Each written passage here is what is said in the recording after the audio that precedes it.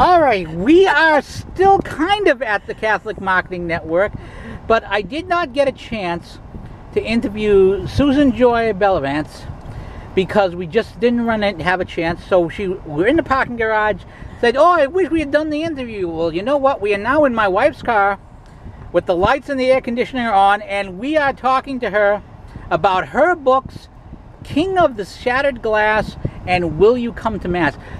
Thank you for joining me in my car today. This is going to be the best interview you did. So tell us about these two books. Let's start with which one was first, King of the Shattered Glass? Yes, and then what's important about this book is it's the only book in the church that's a parable about confession.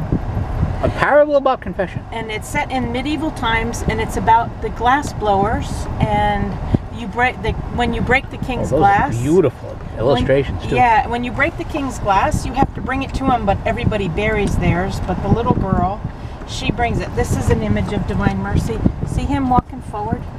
See his feet? Oh. And she's afraid to approach him, so he goes to her. And then in the next picture, you'll see the sacrament of confession. See it?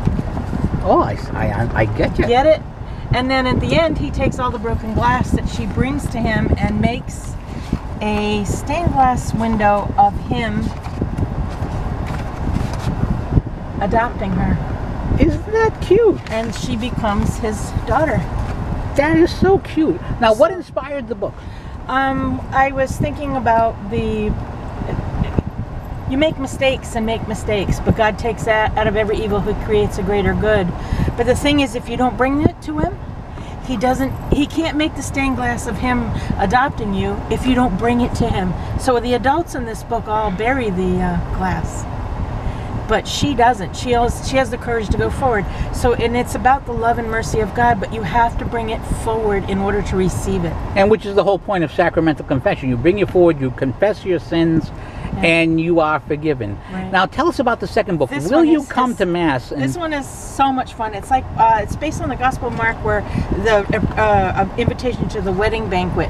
So the angels are the sounds of the bells, and they go out and they ask, will you come to Mass? But you can't because they got sports. And then they can't because they're watching their show. She's got to clean her house because her young are coming. The businessman, he works on Sunday. Sloth, he doesn't want to get out of bed. My favorite one is the snake. See, he's only in one leg of his trunks. He's going to the beach that day. He can't go to Mass. And then the geese, they're traveling. See the travel? Yep. And so what happens is the little lamb hears the call, and he wants to go, and he just says, lead me there, because he can't go by himself. So the angels lead him to the door, and he goes in the door. Can you find the little lamb? Yeah, the Lamb of God. He's in the arms of Jesus, right? So if you don't bring your kid to Mass, they won't have this experience in their life, the love of God. And in the end, the little guy goes and he plays with all the kids that didn't go to Mass, because we have to evangelize. Now let's play. That is so cute. Now, have you written children's books before? Did these come to you? These are just... How did this come to you? I don't know how inspiration comes. Through prayer, I think. It's just prayer and life and being a Catholic and loving my faith. And I've been a teacher and a principal, and I really want to put, like, these books put stuff in your heart. They don't put it in your head. There's catechetical books and how to, and all that. Everybody writes those. But if you can put a word in the heart, then the head will follow. Especially the heart of a child. They'll never forget it. I have a girl that puts this book on her bed, and she makes her parents read it to her every day. That is so cute. So that's King of the Shattered Glass and Will You Come to Mass? The author is Susan Joy Bellavance. Am I pronouncing that right? Yes. Thank you so much for spending some time in my wife's car with me.